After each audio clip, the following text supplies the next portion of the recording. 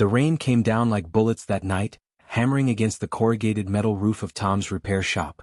He was in the back, elbow-deep in engine grease when he heard it, a sound that cut through the storm like nothing else. It wasn't thunder. It was something alive, something desperate. Tom wiped his hands on an already filthy rag and walked to the front of his shop, peering out into the darkness. That's when he saw them. Two figures crashed into the mud just outside his shop's entrance. Tom's first instinct was to run, lock the doors, call security. But something stopped him. Maybe it was the way they moved, clumsy, hurt, clearly struggling. Maybe it was the fear radiating off them even from a distance. Whatever it was, Tom grabbed a first aid kit and stepped out into the pouring rain. The moment he got closer, his brain struggled to process what he was looking at. They weren't human. Not even close. Their skin had a shimmering scale-like texture that caught what little light there was. Both of them had wings, real wings, folded tight against their backs, torn and bleeding. One had deep purple scales, the other more of a silver blue. They were roughly humanoid in shape, with sharp features and eyes that were entirely too intelligent to be anything but sentient. Dragonkin. Tom had heard stories, seen old vids on the net, but he'd never seen one in person. Nobody on this small colony had. And here were two of them, literally dying in the mud outside his shop. Hey, it's okay, Tom called out, keeping his voice low and calm like he would with a spooked animal. I'm not going to hurt you. Can you move? The one with purple scales looked up at him with wide, fearful eyes. She tried to push herself up but winced, clutching at her side. The silver blue one was in worse shape. Her left wing was bent at an angle that made Tom's stomach turn. She barely moved, just watched him with a mixture of fear and desperate hope. Without thinking too much about it, Tom scooped them both up as carefully as he could and carried them inside. They were lighter than he expected, almost fragile despite their obvious strength. He laid them on the worn couch in his back office, the same couch he usually napped on during long repair jobs, and immediately got to work. The first aid kit felt inadequate the moment he opened it. These weren't human injuries. But wounds were wounds, right? Tom cleaned the cuts as gently as he could, noting how their scales actually helped protect them from worse damage. The wing of the silver blue one was badly bruised but not broken, which seemed like a miracle. He wrapped both of them in clean blankets from the emergency supplies he kept at the shop and set up a heating unit nearby. You're safe now, he said, more to himself than to them. Just rest. The purple-scaled one, she had this concentrated look on her face, like she was trying to figure out if she could trust him. After a long moment, she nodded slightly. That small gesture of acceptance did something weird to Tom's chest. Hours passed. Tom kept checking on them, bringing water, making sure they stayed warm. Around midnight, when he figured they were stable enough, he heated up some soup he'd made the day before. Nothing fancy, just vegetables and chicken broth, but it was hot and filling. He set bowls down on the small table near the couch. The silver blue one reached for it first, drinking it down like she hadn't eaten in days. The purple-scaled one was more careful, but she ate too. They watched him the whole time with these intense, curious eyes. Tom realized they were trying to understand him, just like he was trying to understand them. I'm Tom, by the way, he said, sitting in the old chair across from them. Welcome to my shop. Sorry it's not fancy, but it's warm and dry. The purple-scaled one made a soft sound, not quite human speech but definitely communication. She pointed at herself and made a different sound, then pointed at her companion and made another. Tom figured those were names, but he couldn't quite wrap his mouth around the syllables. They seemed to understand his confusion because they both almost smiled. If Dragonkin could smile anyway. We can figure out names later, Tom said, shrugging. Right now you just need rest. As the night wore on and the storm continued outside, Tom found himself doing something he hadn't expected.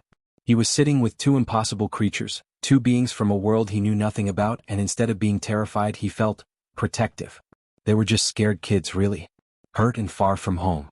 He had no idea who they were, where they came from, or why they'd crashed near his shop. But right then none of that mattered. They needed help and he was going to give it. By the time genuine exhaustion hit him around 3 in the morning, both Dragonkin sisters were sleeping peacefully on his couch, and Tom was already planning how to keep them safe when morning came. Morning came with pale sunlight filtering through the grimy windows of Tom's shop. He woke up in the chair, his neck stiff and his back complaining, but the two Dragonkin were still sleeping soundly. He made coffee, strong and black, the way he liked it, and started working on a busted cooling unit that had been sitting in the corner for days. Might as well stay busy. Might as well act normal. By afternoon, both sisters were awake and moving around. The purple-scaled one, the more talkative of the two, started asking questions about everything. She picked up random tools asking what they did. She stared at the holographic displays on Tom's work terminal like they were the most fascinating thing she'd ever seen. The silver blue one was quieter, more reserved, but she watched everything with intense interest. Tom ordered takeout from the place down the street. Good food, nothing fancy. As they ate, sitting around his cluttered workbench, the atmosphere started to relax. The Dragonkin sisters seemed less frightened, more curious. They made soft sounds to each other, communicating in a way Tom couldn't quite follow, but he didn't mind. At least they weren't terrified anymore. You know, the purple-scaled one said suddenly, her voice carrying an accent Tom couldn't place, your repair techniques are unusual. Tom looked up from his food. Yeah. How so? Most mechanics in civilized space use automated systems. They don't work with their hands like this. She gestured at the various tools scattered across his workspace. It was such a specific observation that Tom's curiosity perked up. Where are you from, exactly?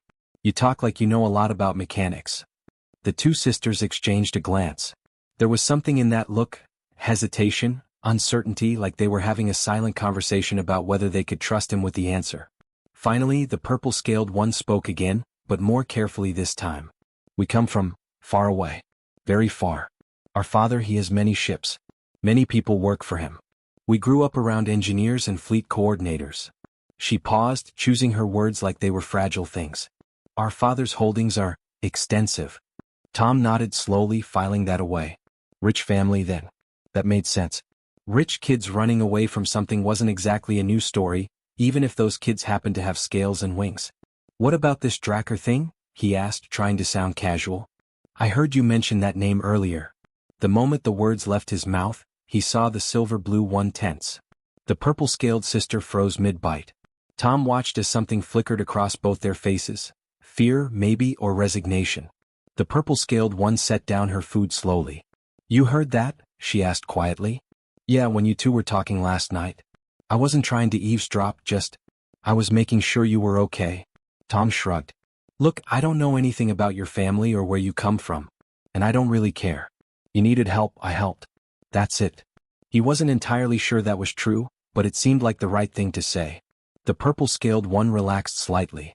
The Dracker dynasty rules a significant portion of known space. Our father, he is very important.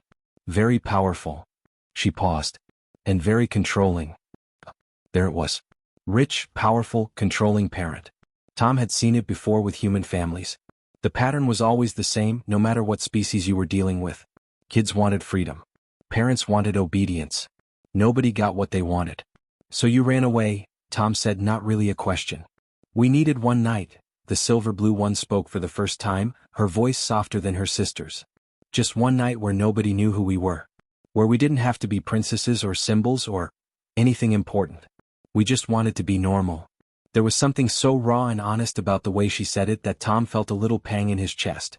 He understood that feeling, the desperate need to just be yourself without all the weight of expectation crushing down on you. Well, Tom said, standing up and moving over to his workbench, I've got a busted engine that needs some work. You want to help me take it apart? Nothing important. Just normal stuff. The two sisters looked at each other, and then the purple-scaled one smiled, an actual, genuine smile that lit up her entire face. Yes, we would like that very much. For the next several hours, Tom found himself showing them how to work on the engine. The purple-scaled one caught on quickly, asking intelligent questions and following his instructions with precision. The silver-blue one was more careful, methodical, but just as capable. They laughed when they made mistakes. They got grease on their scales and didn't seem to care. They asked him questions about how he'd learned to fix things, what it was like growing up in this colony, whether he'd ever wanted to leave. Tom answered honestly, talking about his childhood, his dreams that never quite worked out, how he'd ended up running this small repair shop on a backwater spaceport. He told them about the satisfaction of fixing something broken, making it work again. He talked about the simple life he'd built for himself. Nothing fancy, nothing important, but it was his.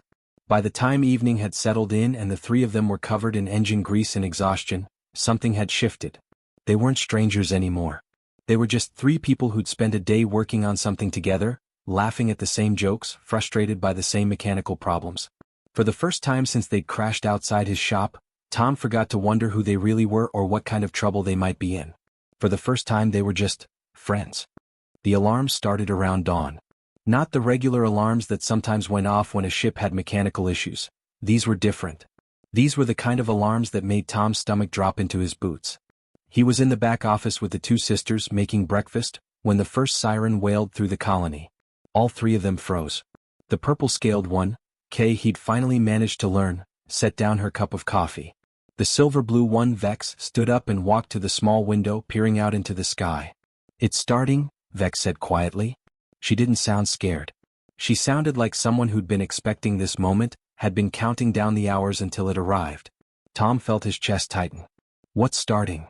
Before either of them could answer, the sky lit up. Not with sunrise. With the unmistakable glow of massive starships descending through the atmosphere. Not one. Not two. Dozens. They moved in perfect formation, sleek and enormous and radiating the kind of military power that made Tom's palms sweat just looking at them. "Oh no," Tom breathed, moving to stand beside Vex at the window. "Oh no, no, no." Through the comm system at his shop, an old unit he barely used, a voice cut through the usual chatter. It was the Spaceport Authority, sounding panicked and official at the same time. "All personnel, this is Control. We have an Imperial fleet entering the sector. I repeat, an Imperial fleet. All civilian vessels are to stand down. All traffic is to cease immediately. This is not a drill." Tom's mind raced. Imperial fleet. That meant the Drakkar dynasty. That meant exactly what Kay and Vex had been afraid of. They'd been found. He turned to look at them, and the strange thing was, they weren't panicking. Kay sat back down at the table calmly and resumed drinking her coffee like the sky wasn't currently filling with warships. Vex had this resigned expression on her face, like she was disappointed but not surprised. "You knew," Tom said. "It wasn't a question. You knew they'd find you." "We knew they would look," Kay corrected, her voice steady. "Father doesn't lose things. And we are very valuable things." The second transmission came through about 30 minutes later, after the initial shock had worn off and Tom's hands had stopped shaking enough for him to function. This time it wasn't the panicked Spaceport Authority. This was something far more official. Far more ominous. The message came through on every comm channel simultaneously, in perfect accented standard English. "Attention, Colony of Outpost 7. I am Emperor Draven of the Drakkar dynasty. I am searching for 2 individuals who left Imperial space without authorization. They are my daughters. I suggest you cooperate fully." That was it. No threats. No demands for surrender. Just a simple statement of fact. And somehow that made it worse. Tom looked at Kay and Vex, and he could see the weight of those words settling on their shoulders. They were trying to stay calm, but he could see it now. The fear they'd been hiding, the knowledge that this moment was inevitable. "What happens now?" Tom asked. "He lands," Vex said simply. "He searches. He finds us. And we go home." The Imperial shuttle touched down at the spaceport about an hour later. It was smaller than the massive dreadnoughts hanging in orbit, but somehow it was more intimidating. It was sleek, black, decorated with symbols that Tom didn't understand but instinctively felt meant power and authority. Tom stood in his shop with Kay and Vex, watching through his monitors as the shuttle's ramp lowered. He'd considered running, hiding them somewhere, but he knew it was pointless. If the Drakkar dynasty had found them this quickly, there was nowhere to hide. Not on this colony. Not anywhere. The figure that emerged from the shuttle was difficult to look at directly. Not because he was ugly or grotesque, but because he radiated such absolute authority that Tom's brain had trouble processing it. He was tall, taller than Kay and Vex, with scales that seemed to shift between deep crimson and black depending on how the light hit them. He wore ceremonial armor that looked like it had been forged from some metal Tom had never seen, inlaid with symbols that caught the light like they were made of liquid gold. His wings were enormous, easily 3 times the size of Kay and Vex's wings, and they bore scars that spoke of centuries of conflict. His eyes were ancient and intelligent and utterly merciless. This wasn't just a powerful being. This was someone who'd conquered worlds, who'd made difficult decisions and lived with the consequences, who'd ruled over billions of lives. This was Emperor Draven. He moved with the kind of confidence that came from never, in his entire life, having to worry about failure. The soldiers that followed him, all dragonkin, all heavily armed, spread out in formation, clearly searching the spaceport systematically. Tom's comm unit chirped. It was a local authority, voice shaking. "All residents are advised to remain indoors. Security forces are conducting a search. Do not interfere." Tom looked at Kay and Vex. They were standing close together now, their hands intertwined, watching the monitors with expressions that mixed resignation with something else, something that might have been relief. At least the waiting was over. Then the Emperor's voice came through on the main comm channel again, and this time it wasn't a broadcast to the colony. It was directed specifically at the Spaceport Authority. "I'm looking for my daughters. They were spotted in this sector. Tell me where they are, and this can end painlessly." Tom felt Kay's hand touch his shoulder. He looked at her and she nodded slightly, a gesture of acceptance. The moment had arrived. There was no running from it anymore. Tom didn't remember walking to the spaceport entrance. He just suddenly found himself standing there, Kay and Vex on either side of him, as the Imperial security forces approached. The soldiers moved with mechanical precision, weapons at their sides but ready. They didn't look like they expected any resistance. Emperor Draven stood in the center of the landing pad, his massive frame casting long shadows across the metal surface. Up close, he was even more imposing than Tom had thought possible. The scar tissue on his wings told stories of battles fought across star systems. His eyes were the color of molten gold and they seemed to see everything, past, present, and probably the future too. Those eyes landed on Tom, and for a moment, the human mechanic felt like he was being weighed and measured by something far beyond his comprehension. Tom's legs wanted to shake, but he forced them to stay steady. If he was going to die, and he was pretty sure that was where this was heading, he'd at least do it standing upright. "Father," Kay said, stepping forward slightly. Her voice was steady, but Tom could hear the tremor underneath it. "Before you say anything, you need to understand." "Silence," Emperor Draven said. His voice wasn't loud, but it carried the weight of absolute command. Kay stopped mid-sentence. "You will explain yourselves. But first, I want to know about him." The Emperor's gaze shifted to Tom, and the human felt his mouth go dry. This was it. This was the moment where Tom learned whether he'd made a terrible mistake taking in two Imperial princesses. "Your name," the Emperor said. Not a question. A demand. "Tom," he managed, his voice barely above a whisper. He cleared his throat and tried again. "Tom Brennan. I'm a mechanic. I work here at the spaceport." "A mechanic," the Emperor repeated as if tasting the word. "You are human." "Yes, sir. Your Majesty." "Emperor." Tom wasn't entirely sure what the proper protocol was. He'd never met an emperor before. "I am." The Emperor took a step closer, and Tom had to force himself not to back away. Up this close, Tom could see the individual scales on the Emperor's face, each one perfect and unblemished except for strategic battle scars. Could see the intelligence in those golden eyes, the calculation happening behind them. "Why did you help my daughters?" the Emperor asked. Tom blinked. That wasn't what he expected. He'd prepared himself for accusations, for anger, for threats. Not a genuine question. "Because they were hurt," Tom said simply. "I found them collapsed outside my shop during the storm. They needed help. So I helped them." "You did not know who they were?" "No, sir. I didn't." "And if you had known?" The Emperor leaned back slightly, his wings shifting with what might have been curiosity. "Would you have turned them away?" Tom thought about that for a moment. Thought about what it would mean to turn away anyone who needed help, whether they were princesses or paupers. Thought about the kind of man he wanted to be. "No," he said quietly. "I wouldn't have. I wouldn't turn away anyone in that condition." Something flickered across the Emperor's face. Tom couldn't quite identify it, but it wasn't anger. It was almost like surprise. Like the most powerful being in known space had just encountered something unexpected. The Emperor turned to Kay and Vex. "Explain." Kay stepped forward, her voice gaining confidence. "We left the palace because we were suffocating. Every moment controlled, every decision made for us, every breath monitored. We needed one night, just one night, where we could be ourselves. Where we weren't princesses or symbols or political assets." Vex continued, "We crashed near Tom's shop by accident. We were running from the guards you sent after us. Tom didn't know who we were. He could have turned us in. He could have called security. Instead, he treated our wounds and gave us shelter. He gave us exactly what we needed, a few hours where nobody cared about our title or our power. Where we were just people." The Emperor was silent for a long moment. His golden eyes moved from his daughters to Tom, then back again. Tom could almost see the calculations happening in that ancient mind, the weighing of options and consequences. "You permitted them to remain here," the Emperor said to Tom. "Despite the risk. Despite not knowing who they were." "They needed help," Tom repeated. "And honestly, sir, I didn't really think about the risk. I just thought about helping. It's what you do, right? When someone needs help, you help them." You don't ask for credentials first. The Emperor made a sound that might have been a laugh or might have been a growl. Tom couldn't tell.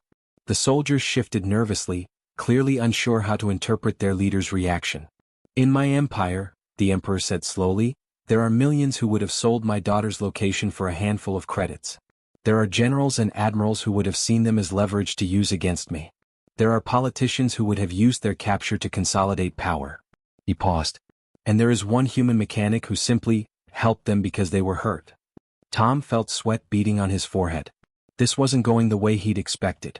What is your purpose? The Emperor asked suddenly. Your ambition? You must want something. Everyone wants something. Tom thought about his small shop, his modest life, the quiet satisfaction of fixing broken things and making them work again. He thought about how that simple existence had just been turned upside down by two dragonkin sisters who needed shelter. I want to be left alone to do my work, Tom said honestly. I want to help people when I can.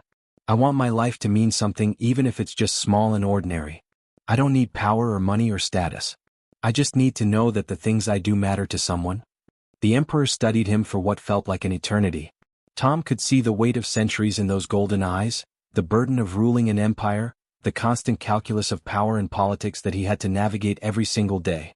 Finally, the Emperor spoke again, and his voice carried a note of something Tom had never expected to hear from such a being: respect.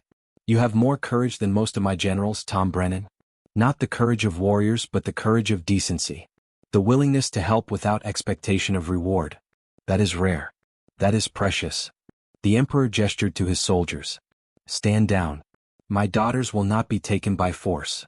Tom felt relief flood through him, but it was short-lived as the Emperor turned back to him. However, the Emperor continued, you have now become part of something greater than yourself. You have earned not my anger but my attention. And that changes everything. The Emperor's words hung in the air like a physical force. Tom's mind was reeling, trying to process what had just happened. He'd gone from expecting execution to being told he'd earned the respect of the most powerful being in known space. It didn't feel real.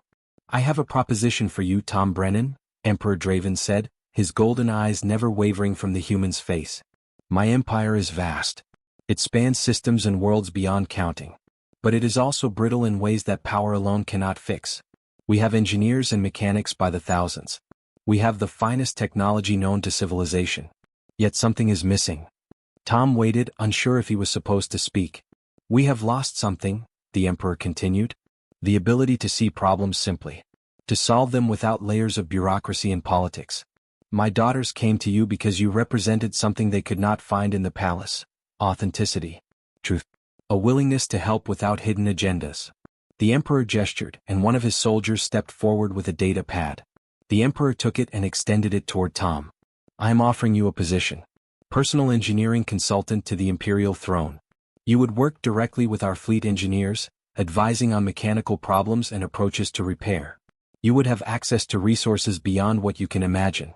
You would be compensated handsomely.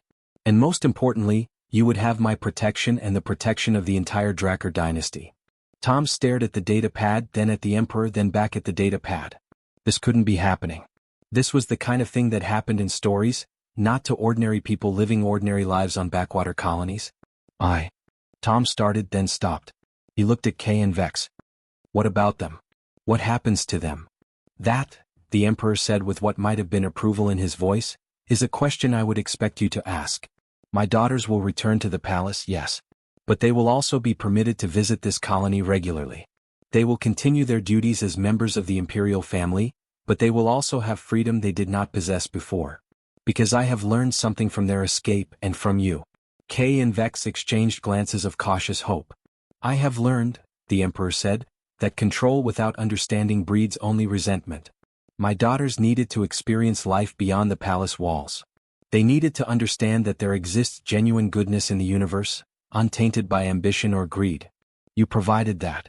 Therefore, they will be permitted to return here, to continue their friendship with you, to maintain connection to this place that taught them something valuable. Tom felt something shift in his chest. This wasn't just about saving his life or gaining a fancy position. This was about something deeper, about the Emperor recognizing that his daughters had learned something important, and being wise enough to allow them to keep learning it. I accept, Tom heard himself say. But I have one condition. The Emperor's eyebrows rose slightly. Around him, his soldiers tensed. Apparently, nobody made conditions with the Emperor. "And what is that?" the Emperor asked, genuinely curious. "I keep this shop," Tom said firmly. "It stays here. Stays mine. I'll work as your consultant, but I do it from here. This is where I work best. And if Kay and Vex want to visit, they visit here. Not in some fancy palace. Here." For a long moment, the Emperor was silent. Then he made that sound again, the one that might have been a laugh. It definitely sounded like amusement this time. "You negotiate with an emperor as if we are equals," he said, but there was no anger in his voice. "Very well. Your shop remains yours. But you will receive upgrades, better equipment, better facilities. And there will be security personnel stationed nearby, though they will remain unobtrusive. Can you accept those terms?" Tom nodded. Yeah, I can accept that." The weeks that followed were surreal. Imperial engineers arrived with crates of advanced equipment. They expanded Tom's shop, added a second bay, installed diagnostic systems that made Tom's old tools look like Stone Age technology. But they did it carefully, respectfully, making sure not to destroy the character of the place. The worn couch stayed. The holofilm projector stayed. The cluttered workbench stayed, just with better lighting and more sophisticated diagnostic tools. The security personnel arrived too, but the Emperor had been true to his word. They stayed in the background. They were subtle, professional, and they didn't interfere. They just made sure that nobody tried anything foolish toward the human mechanic who'd somehow become important to the Imperial family. Tom's life changed in ways both big and small. He started receiving messages from Imperial engineers asking for advice on repairs. Complex problems got forwarded to him. He had access to technical databases that contained information on technologies he'd never dreamed existed. But most importantly, he still got to work on engines. He still got to fix broken things and make them work again. And Kay and Vex came back regularly. They arrived about once a month, always with security escort, always in official capacity but with a clear desire to just be themselves. They'd slip into the shop, change into work clothes, specially made to accommodate their wings, and help Tom with whatever project he was working on. On this particular afternoon, 6 months after the Emperor's arrival, Tom was working on an old freighter engine that had been giving trouble for years. Kay was on one side, carefully removing a corroded component, while Vex was on the other, checking connections with a diagnostic scanner. It was routine work, familiar work, but it felt different now because they were doing it together. "You know," Kay said, not looking up from her work, "my father still talks about you." "Yeah?" Tom asked, focused on the part in front of him. "He says you're the most honest being he's ever met," Vex added. "He's been making changes to how the Empire is run. Less centralized control. More autonomy for regional leaders.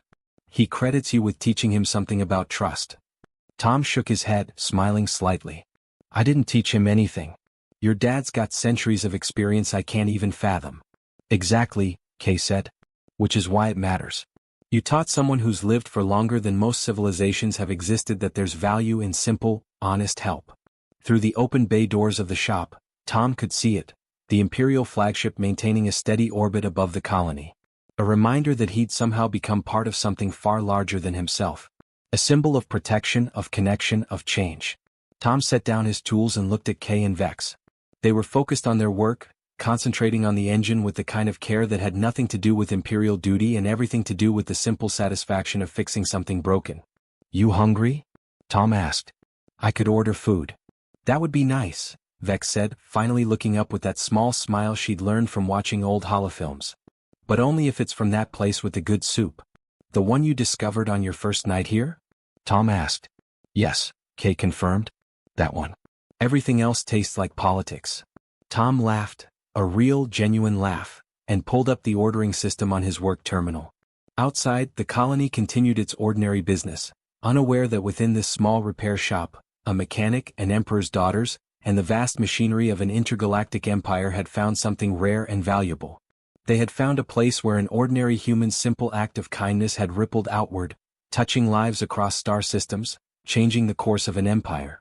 A place where a broken engine could be fixed, where connections could be forged, where the gap between human and dragonkin could be bridged by nothing more complicated than helping someone in need.